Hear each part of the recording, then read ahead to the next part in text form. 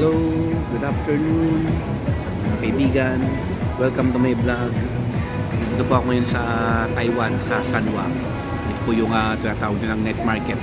Marami yung dito mga pagkain, may ibang klaseng pagkain. Ito nito, kumakain ako ngayon ng beef steak. Beef steak nila, wagyu yan, wagyu dito sa Taiwan. And ito, mamaya mag-iibot ako. Kain muna ako.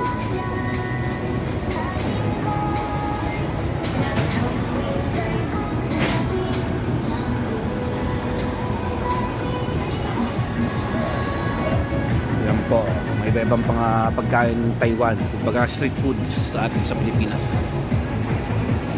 Mamaya po mag-iikot ako, okay?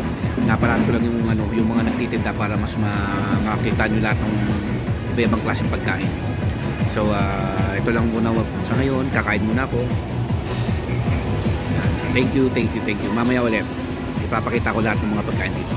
Thank you.